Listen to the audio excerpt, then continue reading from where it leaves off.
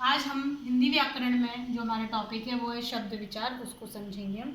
शब्द क्या होते हैं? वर्णों के सार्थक मेल से बनी स्वतंत्र और सार्थक ध्वनि शब्द कहलाती है। ये समझ गए आप? अब जैसे अगर मैं लिखूं, यहाँ देखिए आप, कमल, तो कमल आपको पता है एक फूल का नाम है। अगर मैं लिख दूं लमक, तो ये कुछ नहीं होता, ये कोई शब्द नहीं कहलाएगा। यानी जब उसका कोई सार्थक अर्थ है तब वह एक शब्द कहलाता है। अब उत्पत्ति के आधार पर शब्दों के भेद। उत्पत्ति के आधार पर शब्दों के 4 भेद हैं, यानी वो जैसे उत्पन्न हुए, जहां से वो उत्पत्ति हुई है उनकी। पहला है तत्सम शब्द, तद्भव शब्द, देशज शब्द और विदेशी शब्द। हम थोड़ा पीछे से चलेंगे। विदेशी शब्द वह शब्द कहलाते हैं जो किसी दूसरी भाषा से आकर हिंदी भाषा में मिल जाते हैं। विदेशी भाषा कोई भी हो सकती है, अंग्रेजी, उर्दू, अरबी, फारसी, पुर्तगाली, तुर्की, जापानी, ये काफ़ी सारी भाषाएं आकर विदेशी शब्दों में मिली हुई हैं। जैसे आप देखेंगे अरबी, तो अरबी का जो वर्ड है अखबार, अदालत, जिन्हें आप हिंदी का शब्द समझते हैं, वह अरबी शब्द है और हिंदी भाषा में सम्मिलित हो गया है। अगला शब्द हम देखते हैं, जैसे आमदनी, अचार, अंदाजा, यह फारसी शब्द है जो हिंदी में आकर हिंदी का ही शब्द जैसा प्रतीत होने लगा है। अंग्रेजी के शब्द आप काफ़ी सारे जानते होंगे, जैसे आइसक्रीम, ऑर्डर, इंच। हिंदी और इंग्लिश में हम इन्हीं का इस्तेमाल कर देते हैं। पुर्तगाली शब्द भी कुछ हैं जो हमारी हिंदी में आकर मिल गए हैं और वो हिंदी जैसे ही प्रतीत होते हैं, जैसे अलमारी, कमरा, गोदाम, आलपिन इत्यादि। तुर्की शब्द भी हैं, जैसे कि कुर्ता, कैंची, कुली, तोप, बंदूक, यह सारे शब्द तुर्की शब्द हैं जो हिंदी में आकर मिल गए हैं। कुछ फ्रांसीसी शब्द भी हैं, जैसे कूपन, काजू, कारतूस इत्यादि। चीनी शब्द भी हमारी हिंदी भाषा में मिले हुए हैं, जैसे लीची, चाय इत्यादि। जापानी शब्द भी हमारी हिंदी भाषा में आकर मिल गए हैं और हम उन्हें हिंदी भाषा का ही शब्द समझ लेते हैं। जैसे कि जापानी शब्द है रिक्शा, जो कि हिंदी में आकर हिंदी जैसा ही प्रतीत होने लगा है। यह थे सारे हमारे विदेशी शब्द। अब देखेंगे हम देशज शब्द, यानी जो हमारी लोकल, हमारे आसपास की क्षेत्रीय प्रभाव के कारण आकर हिंदी के अंदर मिक्स हो गए हैं, मिल गए हैं, उन्हें हम कहते हैं देशज शब्द। जैसे कि डिबिया, पगड़ी, जूता, खिचड़ी, तोंद इत्यादि।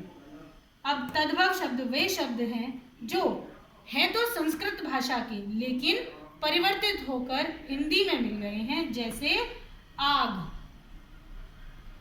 पहाड़, घर, आम, चांद इत्यादि। यानी वो जो निकले हैं, उनका जो उद्गम स्थल है वो है तो संस्कृति, लेकिन उनमें थोड़ा सा परिवर्तन आ गया है और वो हिंदी में मिल गए हैं, उन्हें हम तद्भव शब्द कहते हैं।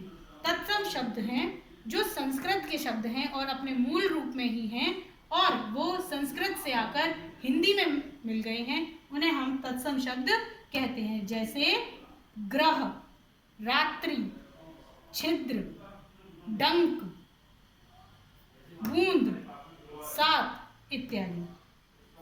उत्पत्ति के आधार पर शब्दों के जो भेद हैं आप समझ गए होंगे। अब हम इनकी बनावट के आधार पर जो शब्दों के भेद हैं उन्हें समझेंगे।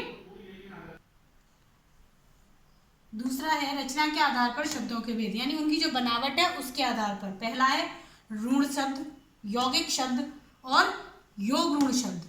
पहला जो ऋण शब्द है वो शब्द जिनके कि हम टुकड़े नहीं कर सकते, वो ऋण शब्द कैसा कहलाए जाते हैं, जिनके हम खंड नहीं कर सकते, जैसे कि हाथ, पैर, रात, दिन इत्यादि। इन जिन शब्दों के हम सार्थक खंड नहीं कर सकते वे शब्द ऋण शब्द कहलाते हैं। यौगिक शब्द, यौगिक शब्द वे शब्द हैं जो दो शब्दों के मेल से बने होते हैं और दो या दो से अधिक शब्दों के मेल से बने होते हैं, यौगिक शब्द कहलाते हैं। इन शब्दों के सार्थक खंड किए जा सकते हैं।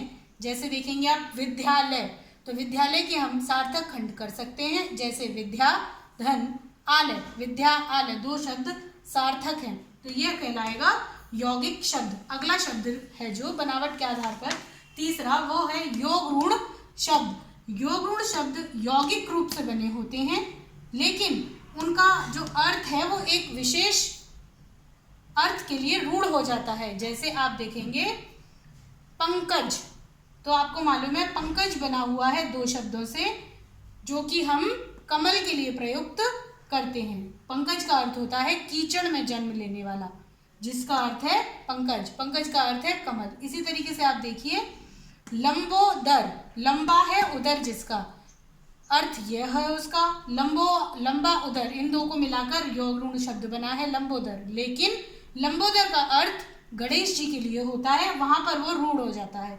इसीलिए यह योग ऋण शब्द कहलाता है। जैसे नीलकंठ, नीला और कंठ, यह दो शब्द मिलाकर नीलकंठ बना, लेकिन जो नीलकंठ है वह शिव जी को समर्पित है, यानी उसका अर्थ क्या है नीलकंठ का, शिव जी, इसीलिए वह वहां पर ऋण हो जाता है। तो ये इस प्रकार के शब्द योग ऋण शब्द कहलाते हैं। अगला हम देखेंगे अर्थ के आधार पर शब्दों के भेद।